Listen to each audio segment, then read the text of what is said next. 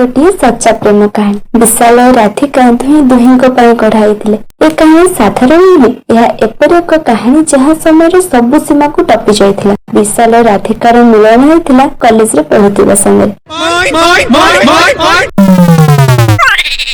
विशाल जन भल कविता लेखक और राधिका जन भल संगीत छात्री थिले। एमानक प्रथम देखा कॉलेज रे साहित्यिक क्लब रे होइथिला, जोंठी विशाल तांकर कविता गान करथिले और राधिका तांको स्वररे ही कविता को सजाउथिले। विशाल को कविता रे थिला प्रेमर माधुर्यता और राधिका को स्वररे थिला प्रेमर झंकार। प्रथम देखारु ही दुहीं को प्रति आकर्षित हो जाइथिले। सेमानकर कविता और स्वर दुई जनक आहुरी निकटतर करदेला। सेमानक बंधुता दृढ़ हो आसिला। धीरे धीरे यही बंधुता प्रेम रे बदलिबाक लागिला।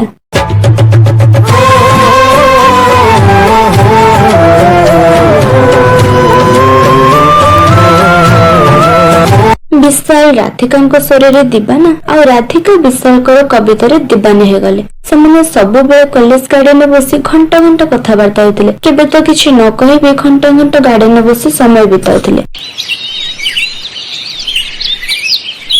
गोटे दिनकर कथा, विशाल तार सबुठु प्रिय संगीत लिखि राधिका को सुनाइला। से कविता भितर विशाल तार प्रेम रे प्रत्येक भाषा को वर्णना कर देथिला। एहाको जेतेबे राधिका सुनिला, राधिका आखिर लुह आसीगला और से कहिला, तुम कविता नुह, तुम हृदय स्पंदन को सही। सेही समय ही दुहे दुहींको प्रेमर भाषा को कहिदेले और सब बेले साथी रे रहिबार शपथ मध्ये नेले। हेले विधातांकर पथे आउ किछि इच्छा थिला।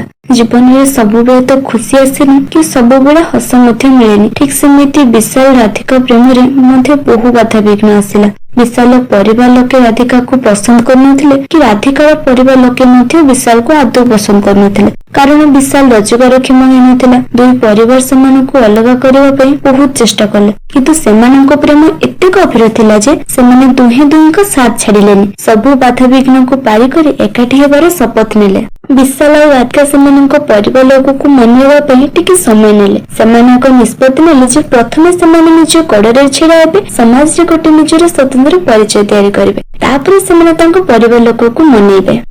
विशाल धीरे धीरे तार कविता लेखा पई बहुत ना कमेइला। लोकमाने तार कविता को बहुत प्रशंसा कले और बहुत भल मध्य पाइले।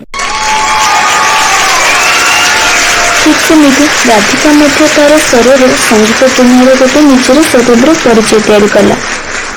तार संगीत को मध्य लोक माने बहुत भल पाइले। सेमानकर कठिन परिश्रम और धैर्य तांको सफल करदेले। धीरे धीरे सेमानक परिवार लोक मध्य तांको सफलता देखि बाहागर पई राजी हो गले। सेमानक बाहागर बहुत धूमधाम रहला। पूरा शहर रे तांको प्रेम कहानी रे चर्चा हैला। विशाल राधिका प्रेम कहानी साबित करदेला जे सच्चा प्रेम सबु बाधा विघ्न को सामना करि पारे। परिश्रम और धैर्य सह काम कले विजय लाभ हुए। एपरि भाबरे विशाल और राधिका निज प्रेमर मिसाल तैयारी कर प्रेमर गोटे नुआ परिभाषा लिखिले।